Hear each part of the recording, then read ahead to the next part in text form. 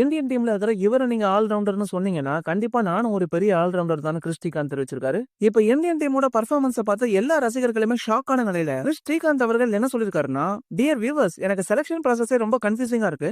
அக்சர் பட்டேல் எதுக்காக விளையாடலாம்னு எனக்கு தெரிஞ்சே ஆகணும். ஏன்னா ஒரு ஃபார்மேட்லயுமே அவர் ப்ரூவ் பண்ணிருக்காரு. நீங்க ஒரு மேட்ச்லயும் ஒருத்தரை டெபு பண்ண வச்சீங்கன்னா உங்களுக்கு எப்படி கன்சிஸ்டன்சி கிடைக்கும்? இப்போதைக்கு டீமுக்கு ஸ்டெபிலிட்டி தான் முக்கியமே தவிர எக்ஸ்பெரிமெண்ட்ஸ் முக்கியமே கிடையாது. அதுலயும் நிதிஷ்குமார் ரெட்டின்னு ஒரு பிளேயர் இருக்காரு. அவரை எப்படி நீங்க ஆல்ரவுண்டர்னு சொல்றீங்க? அதுலயும் அவரோட போலிங்க பாருங்க. அவர்கிட்ட ஃபேஸ் இல்ல, ஸ்விங் இல்ல, அவர் ஒரு த்ரெட்டே இல்ல.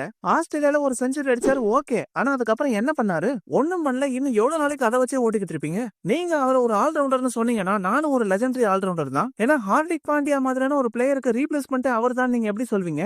இதை விட இன்னொருத்தர் இருக்காரு, குல்தீப் யாதவ். அவரு பிச்சு ரோடு மாதிரி இருக்குன்னு சொன்னாரு. ஆனா அந்த ரோட்ல சவுத் ஆப்பிரிக்கா ஸ்பின்னர்ஸ்க்கு மட்டும் டர்னும் கிடைக்குது, விக்கெட்டும் கிடைக்குது. பிச்சு செத்து போச்சுன்னா எப்படி விக்கெட் விழும்? என்ன பொறுத்த வரைக்கும் நம்ம ஸ்பின்னர்ஸ் பிளாட்டா போலிங் போடுறாங்க, சவுத் ஆப்பிரிக்கா ஸ்பின்னர்ஸ் ஸ்மார்ட்டா போலிங் போடுறாங்க. அதுதான் வித்தியாசம். அதுலயும் நம்ம கேப்டன் இருக்காரு பாருங்க, ரிஷப் பண்ட். கண்ணை மூடிட்டு அக்ரெசிவா சுத்துறாரு. ஒரு கேப்டன்னா மேட்சோட சிச்சுவேஷனை புரிஞ்சு விளையாடணும். கூடவே துருவ் ஜுரலும் இன்னும் பிக் மேட்ச் பிளேயரா மாறவே இல்ல. 8 பேட்ஸ்மேன்களை டீம்ல வச்சுக்கிட்டும் உங்களால வெறும் 201 ரன்களை மட்டும் தான் அடிக்க முடியும். சோ பேட்ஸ்மேன்கள் பயப்படாம கான்பிடன்ஸா எல்லா ஏரியாஸ்லயுமே பவுண்டரிஸ் அடிக்கணும். பவுலர்ஸும் ஒரு ஷார்ட் பால் ஸ்ட்ராட்டஜியும் ப்ராப்பரா யூஸ் பண்ணல. இந்திய கிட்ட இந்த பர்ஃபார்மன்ஸ் எம்பாரசிங்காவும் அன்அக்செப்டபிளாவும் இருக்குன்னு ஸ்ரீகாந்த் கடுமையா விமர்சனம் பண்ணியிருந்தாரு. மக்களை விமர்சனங்கள்லாம் ஒரு பக்கம் இருந்தாலும் இந்தியன் டீம் மறுபடியும் டெஸ்ட் கிரிக்கெட்ல என்ன செய்யணும்னு கமெண்ட் செக்ஷன்ல சொல்லுங்க. அப்படியே நம்ம வீடியோஸ் எல்லாம் பிடிச்சிருந்தா லைக்கும் சப்ஸ்கிரைபும் பண்ணி சப்போர்ட் பண்ணுங்க.